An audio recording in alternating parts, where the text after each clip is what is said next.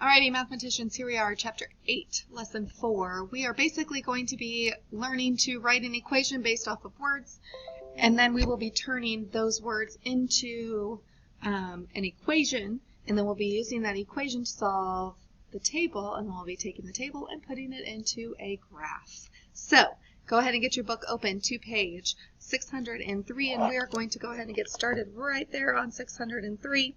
And we're going to start with this example right here because this is a perfect example. And here we go. It says a group of friends are going to a museum. Each friend must pay a $9 admission fee. So if one friend goes, it's going to cost $9. If two friends go, that obviously means that we're going to be multiplying it by 9, which it would cost $18. If 3 friends go, we're going to multiply that by 9. It's going to be 27. And if 4 friends go, that's going to be 36. So again, remember, this is going to be my x, this is going to be my y. So the number of friends and the total cost. If one friend goes, it's going to cost $9. So I'm going to go ahead and graph that.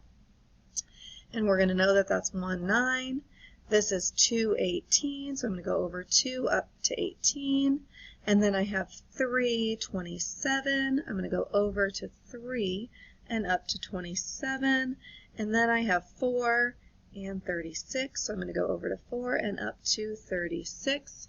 And take a look at that. Super easy peasy, right? Nice little linear function. All right, so we've completed it. Now let's describe the graph, okay? We are going to describe the graph as saying that it is a linear graph or a linear function, okay? And we see that it makes a line, basically, just like we know about making the linear function line, okay? So it says write an equation to find the total cost of n tickets. So we know it depends on the number of friends, and when we're doing with that number of friends is we're multiplying it by 9, so the number of friends multiplying it by 9 to equal our total, which we could say, which would be our total cost, which would be our total. Okay, so n times 9 equals the total. Therefore, the n equals the number of friends. Okay, and then we have our total. So we could actually turn that into t instead of like a whole word. We should just use a variable, which t would be the total cost. Okay, so the t would be the total cost. All right. List an ordered pair for the cost when 5 friends go to the museum. So remember, n is the number of friends, so we're going to take n times 5 equals the total, which would be 45, which is the total, so it would be $45. Describe its location. Obviously, it would be 5 friends, so it would be 5, comma, 45, and it would go over 5 up to 45. Notice it would fall along that line had I made the line perfectly straight, but I did not, but it's close enough. All right, let's take a look over here. So basically all we're doing is putting lessons 1, 2, and 3 together and just combining them all. We are then taking words and putting them into an equation, and that's it. So it's very simple. So for example, take a look at this one. It says the drama club is holding a bake sale. They are charging $5 for each pie they sell. Write an equation to find the total amount of T for selling the P for the pies. So T is going to represent the total cost. So here it is. T represents the total cost. If we are getting 5 pies, we know we're going to take 5 times 5. So therefore, we're going to do 5 times P. So therefore, our equation is T equals 5P. Very simple. We've done this before. Okay, so let's take a look at these 2 examples down below. It says a mouse can travel 8 miles per hour.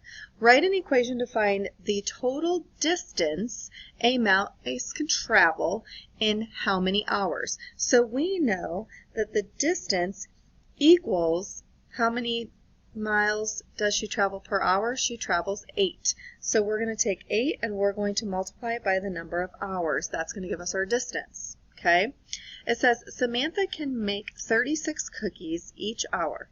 Write an equation to find the total number of cookies that she can make in so many hours. So we're trying to figure out the number of cookies, and she can make how many cookies per hour? 36. And so we're going to end up multiplying that by the number of hours. Okay, now take a look over here on the next page. Okay, so if you were, this goes back to our mouse that travels. So this is, this goes back to the mouse that travels on page 604. So the mouse travels 8 miles per hour, right? So notice if the mouse doesn't travel at all, it's not going to go any distance. If the mouse travels for 1 hour, it's going to get 8 miles. If the mouse travels for 2 hours, it's going to get 16 miles. Okay, do you see that? So it's basically just taking your x and y and using different variables. Okay, all right. Let's take a look at this one. Number 3, it says write an equation to make a function table to show the relationship between the number of cars washed and the total amount earned. Okay, so it says the student council is holding a car wash to raise money. They are charging $7 per car they wash. Okay, so if they wash 1 car, they're going to get $7. If they wash 2 cars, they're going to get $14. So basically they're taking 7 times the number of cars, or 7C. Okay, so that's all we're doing is we're just putting it together, and then you're going to graph it. That's it. Okay, so let's practice. Let's go actually over here. So we're, like I said, we're just putting it all together. So take a look at page 606. It says, while in normal flight, a bald eagle flies at average speed of 30 miles per hour. Okay, that's the biggest thing. It says write an equation and make a function table to show the relationship between the total distance, d, and that bald eagle can travel in how many hours. So let's talk about this. We know that our equation is our distance is going to equal 30 times however many hours they fly. So let's just start with 0, 1, and 2. Could you do 2, 3, 4? Sure, you can do a different number. Again, you want to look at your x-axis to see what they gave you, especially if they're giving you the graph. It'd be a waste of time to say, oh, well, let's see how many it does in 100 hours. That's crazy. Don't do that. So now we're going to use what we know, and we're going to go to d equals 30 times h. Okay, so d equals 30. We're going to replace the h with 0. d equals 0 times 30 is 0, so not going to go anywhere if you don't fly. Okay, now we're going to go back to our equation. D equals 30 times h. D equals, we're going to replace the h with 1, and d equals 30. So in 1 hour, it's going to go 30 miles, or 30 miles. In 2 hours, do the same thing here. Let me shift this over just a little bit. Shift it over. There we go. D equals 30h. So d equals 30. We're going to replace the h with 2 hours. D equals 60. So now we have our ordered pairs. We have 0, 0. We have 1. Oops. Could have messed up. We have 1, 30. And we have 2, 60. Now we graph it. 0, 0. 1, 30. 2, 60. If we wanted to do another one just to see, let's do it with 4. D equals 30 h. So d equals 30 times 4. D equals 120. Okay, so we could go over to 4, up, and we would obviously put somewhere. Oh, well, yeah, I guess I should have done 3, but it would have been like up here. Okay, so you would see that eventually they're all going to connect. So if we were to do 3, we would be at 3 times would be at 390. See how that falls right on there if we did 3. Okay, so obviously that would be a little bit higher. All right, let's do this problem together. It says a school cafeteria sells lunch passes that allow a student to purchase a number of lunches in advance for $3 per lunch. Write an equation to find the T, so that's the total, okay, that's what we're trying to find, the T, the total cost in dollars for a lunch pass with N lunches. So we don't know how many lunches, but we know that we have to spend $3 per lunch.